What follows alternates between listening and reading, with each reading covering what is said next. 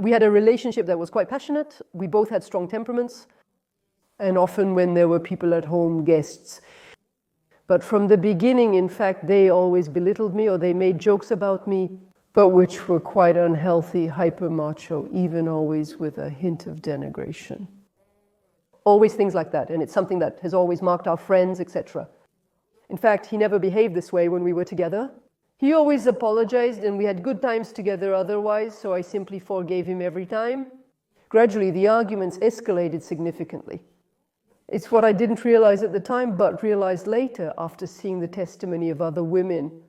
It's that they were really persecuting me morally. For me, violence could only be physical. He cheated on me, but never physically harmed me. When I discovered his infidelity, I slapped him while we were at the top of the stairs in our house. He could have pushed me back, or I could have fallen, as I nearly did. I was worth all the stairs that day. Then he held me back, despite me just slapping him. So he never had any act of physical violence. But in fact, what he put me through verbally was much more insidious, much more perverse. In fact, that's it. We are really in something extremely perverse, and he was above all an extremely manipulative person. One day he claimed he had attempted suicide by placing a rope on the floor in the room. He also took a box of medication while calling me from his car, where I had to call the police to try to help him, etc. So I endured this for a while, so I went to live with my father with my 2 children. A few days later, he called me to help him dismantle a piece of furniture that belonged to him at the house. He said if I didn't help him dismantle the furniture, he would absolutely refuse to leave the house. It annoyed me, so I went. We go up to the first floor, we start trying to dismantle this famous bunk bed with an integrated desk. Finally, something completely undismantlable. Then he begins bringing up old stories again. Because in fact, in the meantime, I've never put a password on my phone. I've never put a password on my computer. And so he had been snooping around on my computer. He had gone to find emails that dated from before we met, and then he blamed me, in fact, for having had relationships before we met and not telling him about them.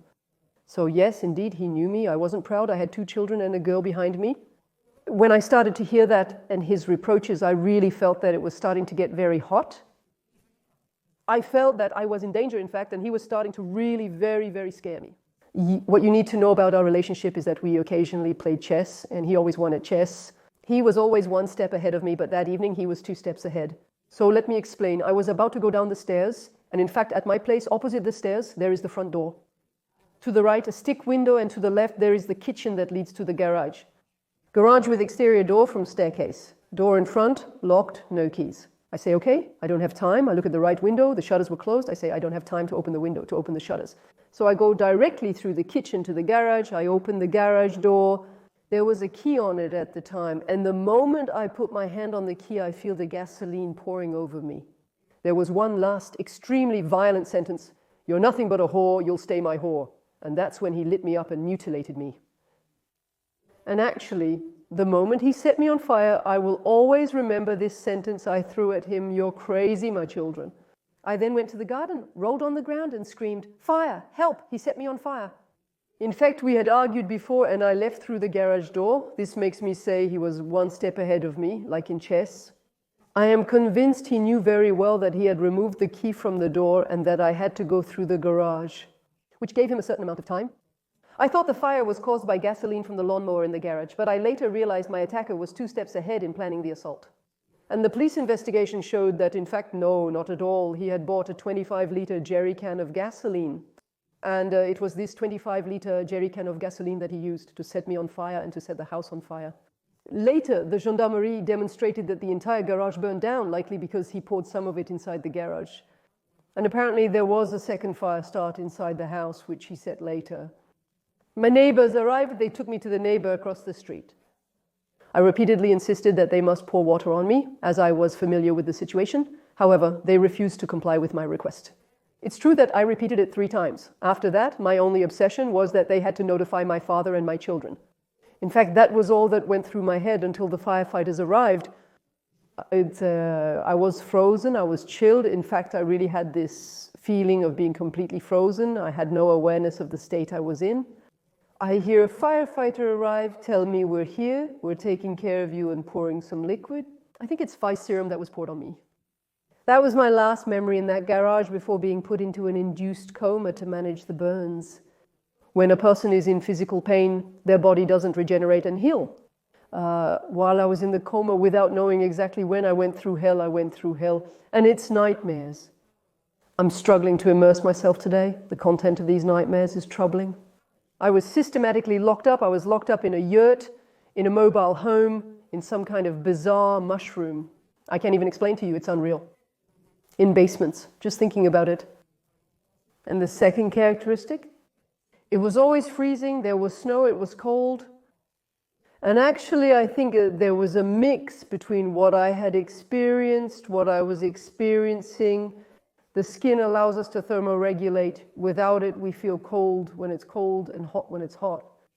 There is no more protection between the outside and the inside of our body. And so, as a severe burn victim, we are on beds that are at 38.5. However, that may not sufficiently warm the body's interior. In such cases, we use heated blankets to raise the internal temperature.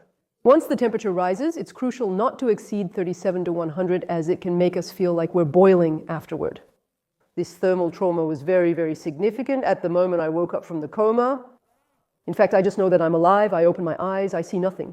In fact, I think what was really the hardest for me was the fact of not seeing and not being able to communicate. It was really a terrible stress. I must have all the possible and unimaginable tons of painkillers, morphine, and others. So when I open my eyes later, much later, and I will risk next to me, in fact, from top to bottom, like that, there are large syringes that could be syringes intended for horses, which are all full of medications. And in fact, they make me pass all this into my blood all day. I'm pretty lucid, but I have no idea that my life is in danger. I suffered second and third degree burns on 80% of my body, which means that, concretely, today, my left forearm is not burned, my skull and my left tibia. So it's much less visible, but I was burned just as much on the left as on the right. On the right, it's no longer visible, it's always visible on the left. And in fact, when you are severely burned, the different stages of care consist in part of removing the burned skin. And then there are different processes. That is, there is the fact that the skin repairs itself. We are going to apply different products that will allow the skin to heal itself, which can only be done on the parts that are the least burnt, of course. Then there will be different types of grafts, so full skin grafts. And what I had on my hand allows me to have full mobility of my hand today. That is to say, in fact, we come to remove a piece of skin that comes from my left shin, not stolen. We graft it without changing anything. There are other graft types. We always take the same skin and stretch it by making little holes in it. The rest will regenerate. After the graft, we apply these ointments every other day with the dressings that will allow the skin to recreate itself in the little holes that will be left between the graft. And following that, that's where it gets fun. In reality, I thought I would get up, walk, and go home. Then someone visited me and explained that I had to go to a rehabilitation center. What I was absolutely not aware of at all is that I was never going to be able to get up and walk. After being bedridden for 3 months, especially in my condition, you can't simply get up and walk because you've forgotten how to stand. And that was a real shock to me. And I have a rather negative memory of that moment. I feel like I had to sit in a chair, but I couldn't stand it. It was only the very, very, very beginning of the journey. Because after the transplants, there were other operations that were no longer transplants, but were other operations. And each operation led to several weeks of rehabilitation. You should know that when you are burned, the skin retracts, even though I can still see, but very little, since I have been operated on many times. In fact, there are these kinds of horns that form there to give you an idea. When I left the hospital, my neck was attached. There, you see, I couldn't lift my head more than that. And so it's months of rehabilitation that have allowed to restore a certain elasticity to the skin. And these are the operations that we call flaps, that actually take a full piece of skin, but with the vessels and the parts that are underneath, we come to open a piece, we put them in the hole, and we close it back up. We remove some from somewhere to put it back elsewhere, to put it very simply. But on the other hand, what happened is that, so it had been, I would say, about a month that I was in rehabilitation, and I had these gaping wounds. I had them everywhere. They wouldn't close. In fact, we were no longer in the hospital care system where I had medication that helped me bear the dressings and other treatments. And then, I went on the days when I had care in this shower room. You imagine a shower room, you imagine a large, large room. And that day, really, I couldn't take the pain anymore because the shower was really a painful moment. So not the shower, but actually the fact of removing the dressings and redoing the dressings. And there I have the impression that I'm going to die. And it's the first time since I was burned that actually I realized that my life prognosis is engaged because my body can get infected, leading to sepsis and potentially death. What you need to know then, it may have been true or not, I don't know, but what you need to know is that it was long before I almost died. Until that day, I had never been aware of it. That's when I started to cry, really cry. I went to my room, tears streaming down my face, feeling at my lowest point. After a few hours, I composed myself and left again. But after that, there's the psychological part. In fact, when I think back to what happened and my feelings today, in fact, I think the only feeling I have is relief that he's dead. It was a suicide. The moment the firefighters entered the house, he was still alive. They attempted to revive him, but his heart failed soon after. I feel after, anger. Of course, I have anger, but I don't want to think about that. And then I have, well, that's it. It's over. It's past. He's not here anymore, period. I had to move on and no longer wanted to disrespect him. Actually, by saying, listen, anyway, you wanted to kill me. I'm still here. You wanted me to belong to you. I will never belong to you. And to move on. The rest is uninteresting. I never told myself I could give up. I didn't have that right. I have 2 children who only have me. After I was burned, don't really ask me questions about my relationship with my body. Because already I considered that I had a life, I had children then, I had scars. I want to emphasize that being burned 5 years ago hasn't changed who I am as a person. And 5 years later, I think I have a fairly objective view on the difference between what we were told and reality. For nearly 2 years, well, for more than 2 years even, I found myself a bit in a world of silence, alone at first, in my hospital room, alone in the care center.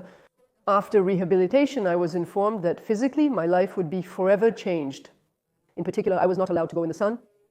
After that, I had to wear extremely restrictive compressive clothing for 2 years, but that's a reality. I was told I would never be able to do sports like before and couldn't return to the pool for a very long time.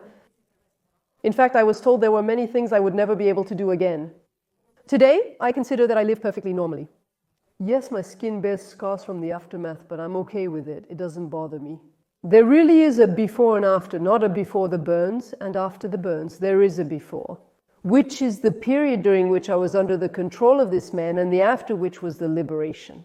Today, I am not ready to have a relationship with a man who would want a life together, for example. I absolutely cannot allow a man into my home. Therefore, I have not been in a relationship with a man in France. Because putting a boundary between a man and my children is something necessary. And one day when I was at my dad's, and then he asks me, do you want a coffee? I tell him yes. And in the same tone, he asks me, do you want to go to Morocco for Christmas? And then I tell him yes in the same way that I had told him that I would like a coffee. Well, very shortened, because there were a lot of things that led me to this point. But we're going back to Morocco. The people I knew 20 years ago as teenagers and children welcomed me as if I'd only left yesterday. Even though we had lost each other, etc., I was trying to find them again. And the desert hasn't changed, and the children of the desert haven't changed, and the schools of the desert have changed very little. So let me explain why this sentence. In reality, little has changed in 2 decades. The big difference is that today there are schools. However, the children still lack the means to function. And so, December 25th, 2018, I seal this pact with Abdou, who will become the secretary of our association. Nearly 400 people in southern Morocco will soon have water. When that is complete, which is not quite the case yet, I will be proud. What I take away from all this today is that, of course, being burned is something very difficult, but it's just a renewal. And I think what happened to me in having been burned allowed me at one point to say, oh, there, stop. Have you seen what you've become? It helped me become a better person today. I'm not saying I'm perfect, though. Well, far from me, this idea. But I have at least become a person again. Who manages to try to lead her life as she thinks it should be, to be well? There is a second thing that is given by having come so close to death. It is to say to oneself that death, it can happen every day. And so it's pointless to wait for I don't know what to live, because it can stop from one day to the next. And the only message I would have for all the big shutters, especially those who have just been burned, even the small burns, above all, look far ahead in life. Life is beautiful and the skin is just a wrapper.